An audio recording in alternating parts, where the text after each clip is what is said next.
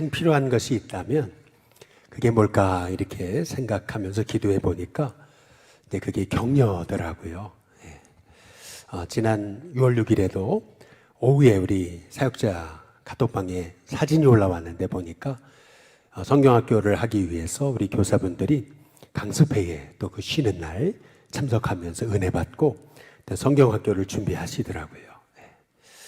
야, 참 많은 분들은 연휴라고 놀러 가고 그런데 또 우리 교사들은 또 성경학교 준비한다고 그렇게 모여서 열심히 훈련받고 준비하시는 모습을 보면서 참 너무 감사했어요.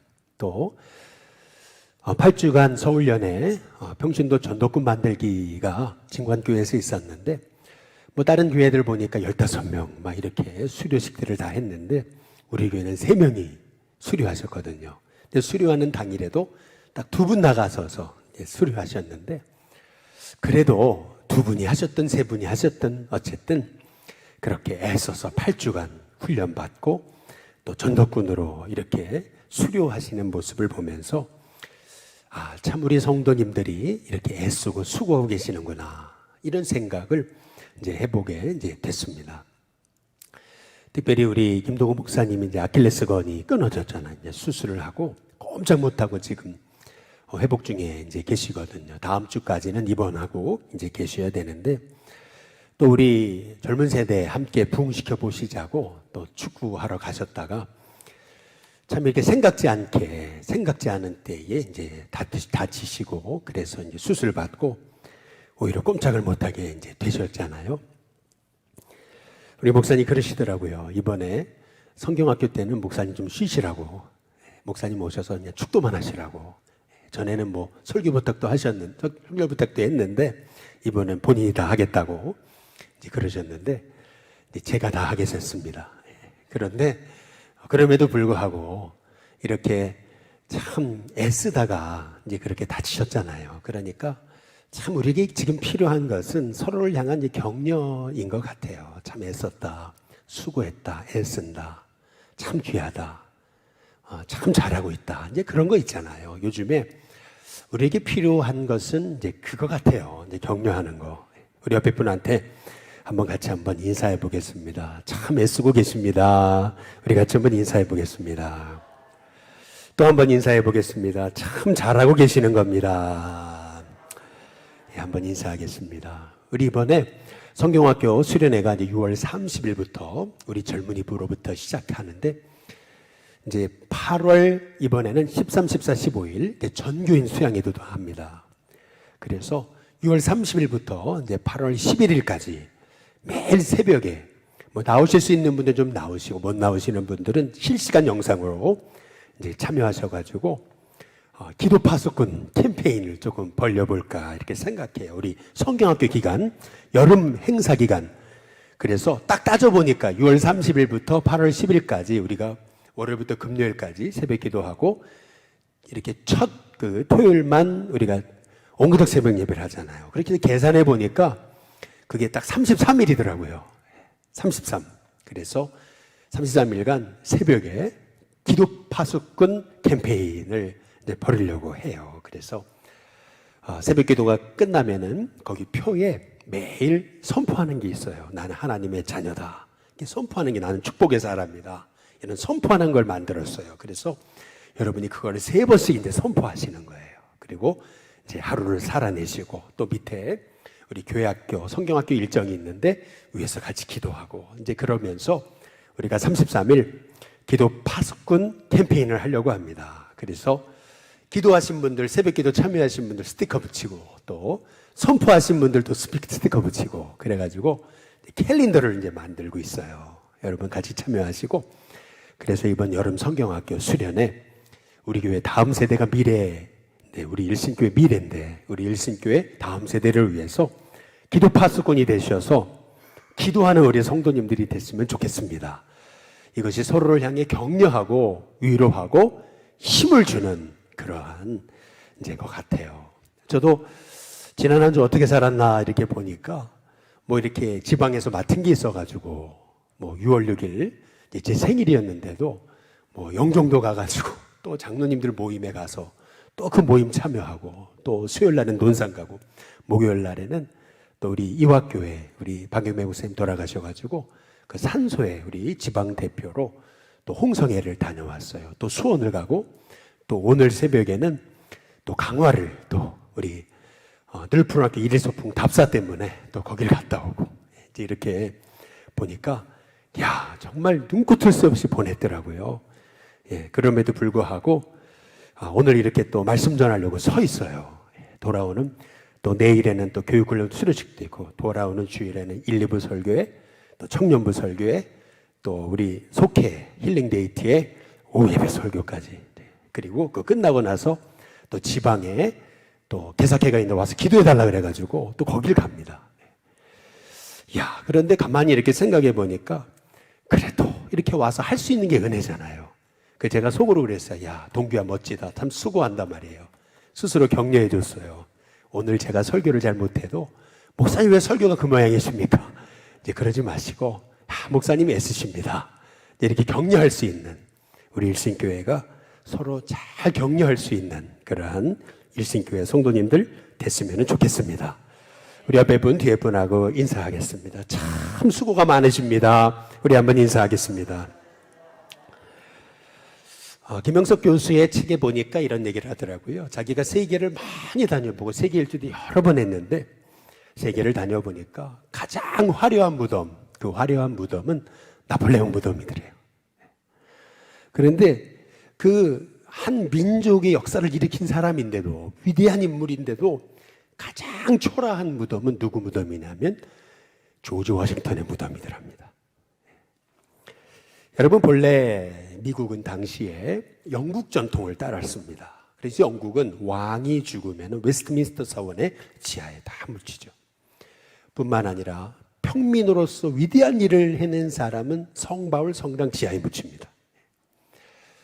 그러니까 이 미국에도 이제 전통, 당시의 전통, 영국 전통을 따랐기 때문에 다들 이제 워싱턴이 죽으면은 그 캐피털, 다시 말해 미국 국회의사당 거기에 이제 묻힐 거라고 다 생각을 하고 있었어요.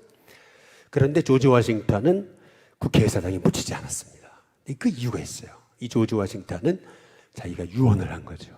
뭐라고 유언을 했냐면은 그 유언 때문에 어쩔 수 없이 그 유언대로 그의 무덤이 초라할 수밖에 없었던 거예요. 자기 농장에, 자기 고향 농장에 왼쪽에 있는 돌무더기에 자기를 묻어달라.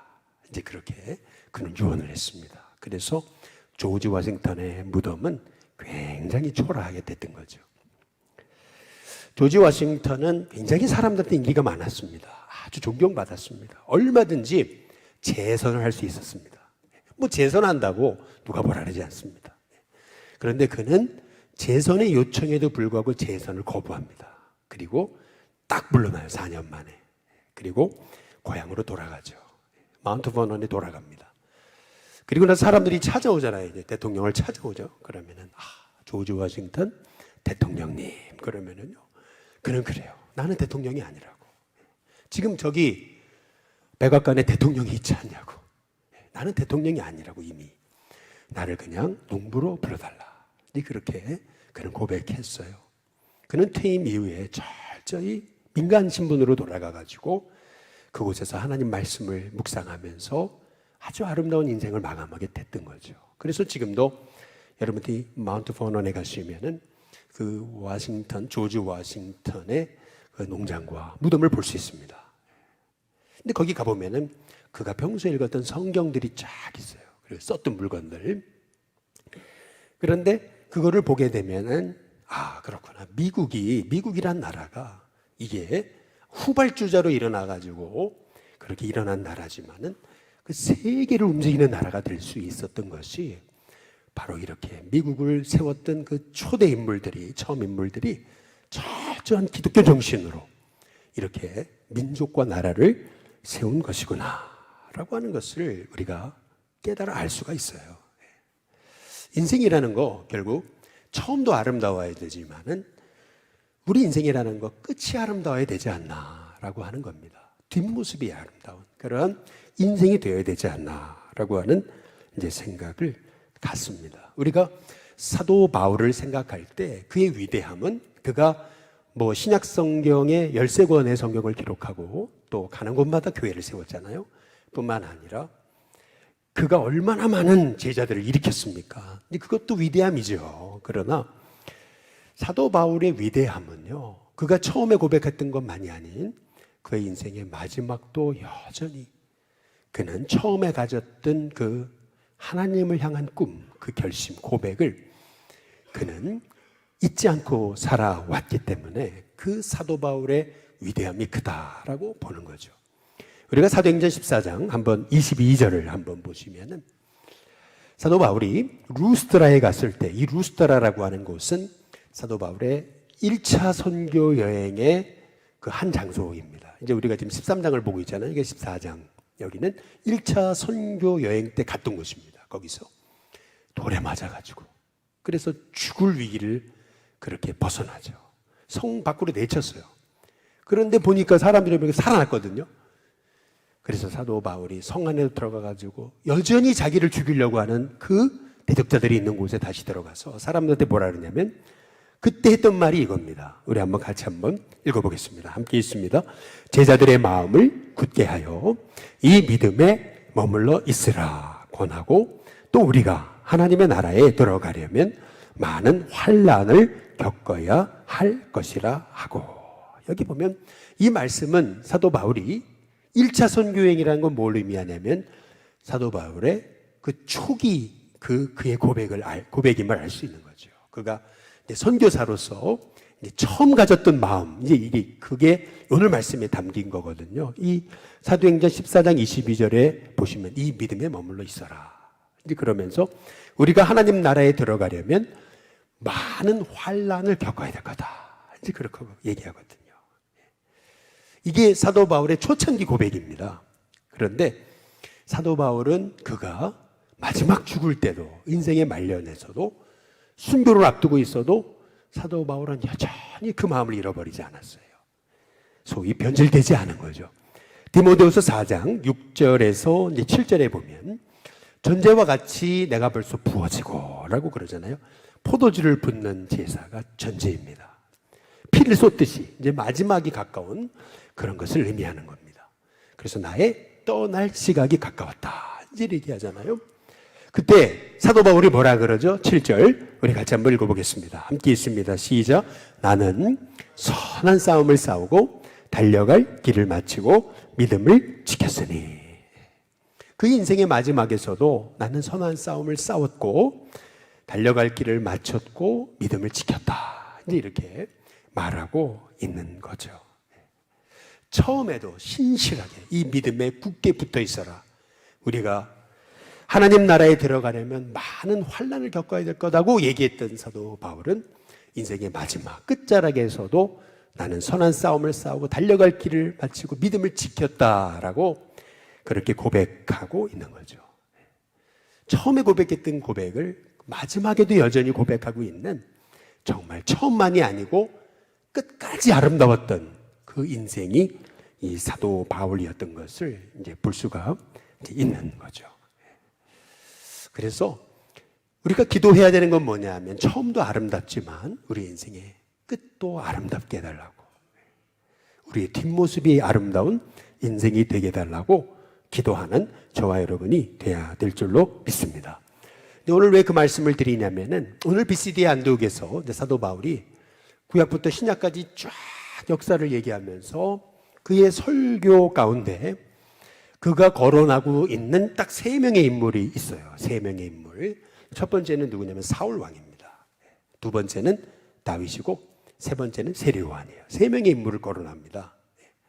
그런데 사울 왕에 대해서는 하나님이 세우셨지만 패한 인물이다 이렇게 말합니다. 하나님이 세우셨어요. 그러나 하나님 또한 그를 패해버리셨다는 거죠. 이유가 뭘까? 우리가 지난 주일날 함께 살펴봤습니다. 그의 관심은 오로지 자신이었습니다. 자기 가정, 자기 자식, 자기 국가, 자기 명예, 자기 왕권, 늘 자신이었습니다. 관심이. 결국 사울은 그의 평생에 하나님을 향해서 1%도 생각하지 못하는 인물이 되고 마는 거죠. 인생의 말년에서. 처음에는 그래도 하나님 마음에 들었어요. 그런데 그가 끝자락에 가서는 1%도 하나님을 생각하지 못하는 인물이 되고 말았던 거죠. 하나님이 세웠다가 폐허하셨다. 이제 그래서 사울을 예를 듭니다. 그리고 두 번째로 들었던 인물이 이제 다윗이죠. 근데 다윗은요, 죄도 많이 짓고요. 그리고 참 가정적으로도 그렇게 참 좋은 아버지는 아니었습니다. 참 부끄러운 아버지였습니다. 그럼에도 불구하고 하나님은 다윗을 하나님 마음에 합한 자다. 이제 그렇게 얘기하시죠. 그 이유가 뭘까? 그 이유는 결국 늘 다윗의 중심에는 하나님이 있었다는 거죠. 하나님, 그분의 뜻, 늘 그분의 마음이 뭘까? 그분이 회개하라고 하시면 회개하고, 그분이 순종하라고 하시면 순종하고, 늘 이 다윗의 관심은 하나님이셨던 거죠. 그리고 이 사도 바울이 세 번째로 거론하는 인물이 오늘 함께 읽은 말씀인데, 이제 그 사람이 세례 요한입니다. 그런데 이 세례 요한에 관해서 사도 바울이 얘기하는 게 뭐냐면 주의 오실 길을 예비한 사람이다. 이제 이렇게 얘기를 해요. 그런데 이 세례 요한에 관해서 사도 바울이 설교할 때 뭐라고 그러는 거냐면, 여기 잘 보세요. 사도 바울이 뭐라 그러냐면 사도행전 13장 한번 24절을 보십시오. 24절에 보면 세례 요한에서 뭐라 그러냐면 그가 오시기에 앞서 요한이 먼저, 이렇게 얘기합니다. 그는 누구냐면 예수님이세요. 예수님이 오시기에 앞서 요한이 먼저 이렇게 회개의 세례를 이스라엘 모든 백성에게 전파했다. 이제 이렇게 얘기합니다. 그런데 여기 그가 오시기에 앞서 요한이 먼저라고 하는 이 구절은 원어적으로 보면 어떻게 되는 거냐면은 요한이 예수님의 얼굴 앞에서 먼저 사역했다. 이제 이렇게 원어는 그렇게 되어 있습니다. 이게 무슨 말이냐면은 이거를 쉽게 제가 풀어볼게요. 쉽게 풀어보면 이런 겁니다. 사도 바울은요, 한 번도 예수님의 얼굴, 육신의 얼굴 직접 본 적이 없습니다. 그는 다메섹 도상에서 주님이 너는 왜 나를 핍박하느냐, 주님의 음성을 들었죠. 그러나 이 사도 바울은요, 예수님을 따라다녔던 제자 아니에요. 그렇잖아요. 육신의 예수님의 얼굴은 못 봤습니다. 그럼에도 불구하고 실은 사도 바울은요, 예수님의 얼굴을 본 거예요. 어떻게 봤어요? 스데반의 얼굴을 통해서. 스데반의 얼굴을 통해서 말이죠. 그러니까 이 사도 바울은요, 스데반의 얼굴을 통해서 예수님 이런 분이시구나. 그러니까 스데반의 얼굴이 결국에는 예수님의 얼굴이 된 거예요. 이 사도 바울에게는 말이죠. 그래서 사도 바울은 세례 요한을 뭐라고 얘기하냐면은 세례 요한은 예수님 오시기에 앞서 예수님의 얼굴을 나타내는 인생이었다. 이제 그렇게 지금 사도 바울은 설교하고 이제 있는 거죠. 우리가 이제 성경학교를 하잖아요. 그럼 우리 교사분들이 아이들을 이제 끌어안고 기도도 해주고 아이들을 양육하잖아요. 그러면 여러분은요, 여러분의 얼굴은 실은 아이들에게 이게 예수님의 얼굴이 되는 겁니다. 여러분의 얼굴을 통해서 아이들은 예수님의 얼굴을 보게 되는 거죠. 쉽게 말하면 이런 거예요. 세상 사람들은 주님의 얼굴 못 봐요. 볼 수 없어요. 근데 어떻게 세상 사람들이 주님의 얼굴을 보는 거냐면은 우리 그리스도인들의 얼굴을 보고 세상 사람들은 주님의 얼굴을 보는 겁니다. 근데 우리 그리스도인들의 얼굴이 늘 패배의식에 빠져 있어요. 늘 패배의식에. 그러면은 세상 사람들은 뭘 생각하냐면은요, 예수 믿어도 별거 없어. 예수 믿어도 다 저렇게 패배의식 갖고 사는 거야. 이제 그렇게 세상 사람 본다는 거예요. 그러니까 여러분의 모습과 얼굴이 세상 사람들에게는 실은 예수님 얼굴인 거예요. 그러니까 오늘 지금 사도 바울이 그 얘기를 하고 있는 거거든요. 요한이 예수님의 얼굴 앞에서 먼저 사역했다. 이 뜻입니다. 그러니까 사도 바울은 평생 예수님의 얼굴 육체적으로 못 봤지만은 그러나 그는 예수님 얼굴을 봤어요. 그게 누구였어요? 스데반의 얼굴이었거든요. 평생 그 얼굴을 바라보며 저 얼굴이 주님의 얼굴이야. 그렇잖아요. 그래서 사도 바울은 세례 요한에 대해서 얘기하기를 그는 예수님 오시기 전에 주님의 얼굴로 살았던 인생이다. 네, 그 얘기를 하고 있는 겁니다. 근데 이 세례 요한이 주님의 얼굴로 살 수 있었던 이유가 뭘까요? 네, 그게 오늘 성경에 나와 있습니다. 사도행전 13장 25절에 나와 있죠. 그 다음 절입니다. 사도 바울이 뭐라 그러냐면은 요한이 그 다음 뭐라 그래요? 달려갈 길을 마칠 때. 마지막 순간이라는 거예요. 마지막 순간. 세례 요한은요, 사람들한테 그렇게 존경받는 예언자였습니다. 그가 광야에 있으면 사람들이 광야로 몰려왔습니다. 요단강에 세례를 주면 사람들이 요단강에 몰려갔습니다. 사람들이요, 요한이 가는 곳마다 그냥 발길이 들끓었습니다. 그 말의 의미는 세례 요한은 진짜 그 시대의 예언자, 소위 우리 식으로 보면 라이징 스타입니다. 아주 그냥 뜨는 인물이었습니다. 그렇잖아요. 세례 요한이 나타났다 그러면 사람들이 너도나도 몰려와가지고 그 말씀 듣고 세례 받으려고 그렇게 몰려들었던 그러한, 그러니까 당시 정말 이스라엘의 유명인이었습니다. 그런데 사도행전 13장 25절을 다시 보시면은 지금 사도 바울이 뭐라 그래요? 요한이 그 달려갈 길을 마칠 때, 그쵸? 마지막 순간, 세례 요한, 이제 마지막 주님이 부르시는 마지막 순간이에요. 그 뒷모습이 이렇게 보여지는 거예요. 그런데 그가 뭐라 그러냐면, 너희가 나를 누구라고 생각하느냐? 이제 세례 요한이 묻는 거예요. 근데 세례 요한이 그런 거죠. 나는 그리스도가 아니다. 그러면서 그가 했던 말은 뭐냐면, 내 뒤에 오시는 이가 있으니 나는 그의 발에 신발끈 풀기도 감당하지 못하리라. 근데 세례 요한이 그런 거예요. 쉽게 말하면 이런 거예요. 당시에는요, 샌들 신고 다녔어요. 그리고 땅이 다 아스팔트가 아니고 흙길이었거든요. 먼지길입니다. 그러니까 샌들에 그 먼지길을 다니다 보니까 발이요, 조금만 움직여도 완전히 발이 너무 더럽습니다. 근데 그 발을요, 신발끈을 풀고 발을 닦아주고 하는 인물은 종이었던 거죠. 노예가 하는 일이었습니다. 그런데 이 세례 요한은 그런 얘기를 하는 거예요. 나는 그 노예가 하는 일도 감당하지 못할 자다. 그런 얘기를 하고 있는 거죠. 다시 말해서요, 세례 요한은요, 얼마든지 사람들이 자기 보고 열광하는데 내가 그리스도다, 나를 따라라 할 수 있던 거거든요. 나폴레옹이 나를 따라라 했던 것처럼 할 수 있었던 인물이었어요. 그런데 그럼에도 불구하고 그는 그러지 않았어요. 나는 그리스도가 아니다. 나는 그분의 발에 신발끈 풀기도 감당하지 못할 자다. 그것도 언제요? 인생에 달려갈 길을 뭐 할 때요? 마칠 때. 이 조지 워싱턴 같은 인생을 산 거예요.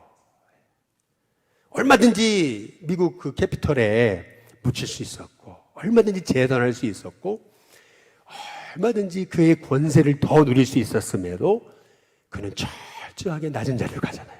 그리고 마지막 무덤도 돌무더기에 너무나 초라한 그곳에 묻어달라고 유언을 해버리니까 더 이상 어떻게 할 수가 없어버리게 됐던 거죠. 여기에서 성경이 말하는 세례 요한의 모습을 우리가 보게 되는 겁니다. 그런데 이 세례 요한이 어떻게 이렇게 살 수 있었을까? 왜 이게 세례 요한이 마지막 순간까지 나는 그리스도가 아니다, 나는 아무것도 아니다, 쉽게 말하면 나는 그리스도가 아니다라는 말의 의미는 뭐냐면 I am nothing 이라는 얘기예요. 난 아무것도 아니다. 그 얘기거든요. 그렇게 요한이 마지막 인생의 길을 마치는 순간 나는 정말 아무것도 아니다, 그렇게 고백할 수 있었던 이유가 뭐예요? 그 이유가 나와요. 성경에 이유가 나옵니다. 사도행전 13장 한번 25절을 보시죠. 25절에 보면 그 앞에 9절 25절을 보시면은 요한이 그 달려갈 길을 마칠 때 이제 이렇게 말하거든요. 근데 달려갈 길이라고 하는 말에 헬라어는 드로모스라는 말입니다. 이 말의 의미는 뭐냐면 인생 여정이라는 거예요. 달려갈 길이라는 것은 인생 여정, 그리고 마친다. 이 마친다는 표현을 여기 성경에는 원어 성경이 이렇게 표현하고 있습니다. 플레로 이렇게 되어 있습니다. 여러분, 이 말의 의미는 채우다라는 뜻입니다. 다시 말해 요한은 그의 인생 여정에서 그가 채웠던 것, 무엇을 채우냐, 우리가 무엇을 채우냐에 따라서 인생 마지막 순간에 우리는 사울이 될 수도 있고 다윗이 될 수도 있고, 우리는요 나폴레옹이 될 수도 있고, 우리는 조지 워싱턴이 될 수도 있는 겁니다. 무엇을 채우냐에 따라서. 그러면 요한이 채웠던 게 뭐예요? 성경에 나오죠. 사도행전 13장 24절에 보면은 이렇게 나옵니다. 우리 함께 같이 한번 읽어보겠습니다. 함께 있습니다. 시작. 그가 오시기에 앞서 요한이 먼저 회개의 세례를 이스라엘 모든 백성에게 전파하니라. 여기 보면 요한이 늘 채웠던 거, 그건 뭐냐면 회개의 세례입니다. 회개의 세례. 여러분, 회개의 세례라는 게 뭐예요? 결국 그거예요. 한마디로 말하면은 우리 이제 유기성 목사님 아까도 기도해 주셨지만은 이제 부흥회 오시잖아요. 늘 고백하시듯이 나는 죽고 예수로 사는 거, 내가 죽는 거. 여러분 그게 실은 회개의 세례입니다. 회개와 세례는 동전의 양면 똑같습니다. 회개는 뭐예요? 내가 걸어갔던 잘못된 길을 돌이키는 거예요. 그렇죠? 과거의 잘못된 길로 되돌아가는 게 아니고 과거의 잘못된 길에서 돌이켜가지고 주님이 원하시는 길을 가거든요. 회개잖아요, 그게. 그런데 그래서 턴하는 게 회개예요. 그런데 회개와 세례가 공통점인 이유는 동전의 양면이라는 이유는 뭐냐면 여러분 세례는 물속에 들어가잖아요. 내가 과거가 죽는 거예요. 그리고 물에서 나올 때 새로 태어나는 거거든요. 그러니까 철저하게 세례 요한은요, 끊임없이 그가 인생을 여정을 통해 채우고 또 채웠던 거는 뭐냐면 자기 자신을 채운 게 아니고 예수님을 채운 겁니다. 그분을 채우는 거예요. 끊임없이 인생 여정 속에서 그분을 채우고 또 채우고 또 채우고. 그랬더니 여러분 이 요한의 얼굴이 예수님의 얼굴이 된 거죠. 그래서 사도 바울은 평생 주님의 얼굴을 육적으로 보지 못했지만은 그러나 사도 바울은 스데반의 얼굴을 통해 주님을 본 거죠. 그래서 세례 요한의 인생을 예수님 오시기 전에 바로 예수님의 얼굴을 나타냈던 인생이라고 하는 것을 지금 고백하고 있는 거죠. 여러분 저와 여러분의 얼굴이 예수님의 얼굴이 될 수 있는 은혜가 있기를 주님의 이름으로 축복합니다. 그것은 무엇을 채우느냐? 여러분 삶에 무엇을 채우느냐? 끊임없이 회개, 끊임없이 나는 죽고 세례, 내 안에 주님이 사시는 그 은혜, 끊임없이 내 얼굴이 주님의 얼굴로 주님을 드러내는 얼굴이 되기 위해 우리가 기도하며 살아갈 때 마지막 인생의 끝나는 날 나는 아무것도 아니었습니다. 나는 고백했어요. 나는 정말 아무것도 아닙니다. 고백했는데 사람들은 그래요. 그분의 얼굴을 통해서 주님의 얼굴을 봤습니다. 그분의 얼굴이 주님의 얼굴입니다. 여러분 그런 고백을 듣는 하나님의 종으로 우리가 살아가게 되는 줄로 믿습니다. 그래서 어찌 보면 여러분의 가정에서 여러분이 자녀들에게 주님의 얼굴이 되는 거고 또 여러분 직장에서 여러분의 얼굴이 안 믿는 사람한테 주님의 얼굴이 되는 거고 또 교회학교 교사들은 우리 아이들한테 이 교사가 그냥 단순히 교사가 아니고 주님의 얼굴이 되는 거고요. 그래서 우리가 오늘 이 말씀을 통해서 세례 요한의 모습을 보면서 그래 세례 요한이 왜 여자가 낳은 자 중에 세례 요한같이 큰 자가 없다 우리 주님이 말씀하셨을까? 그 엄청난 권세, 엄청난 인기, 엄청난 그러한 영향력을 가지고도요 그런 나는 그리스도가 아니다. 나는 그분의 발에 신발끈 풀기도 감당하지 못할 죄인이다. 고백하면서요 끊임없이 주님을 드러내려고 애썼잖아요. 나는 아무것도 아니다 했는데 사도 바울은 그러잖아요. 그 세례 요한의 얼굴이 주님의 얼굴을 나타내는 그러한 예비자의 역할을 감당했다. 이제 그러잖아요. 스데반의 얼굴을 통해서 사도 바울이 주님의 얼굴을 봤듯이 말이죠. 우리가 우리 인생을 살아가면서 이렇게 주님의 얼굴을 볼 수 있는 인생들이 많아야 여러분 이 시대는 복음으로 변화됩니다. 세상 사람들이 나가서 주님의 얼굴을 봐야 되는데 주님의 얼굴을 못 보는 거예요. 우리 성도들 중에 주님의 얼굴을 봐야 되거든요. 저는 우리 일순교회 또한 제가 주님의 얼굴을 나타내는 주님의 종으로 살아갈 수 있게 해달라고 하나님 저는 아무것도 아닙니다. 끊임없이 내가 죽을 때 나를 통해 주님의 얼굴이 나타나는 은혜가 있게 됨을 믿습니다.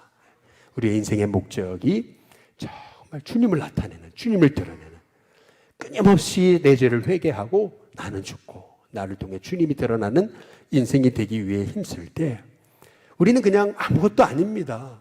그렇게 고백했을 뿐인데 내가 한 일 없습니다. 고백하며 살았는데 사람들이 그래요. 그분의 모습을 통해 주님의 뒷모습을 봤습니다.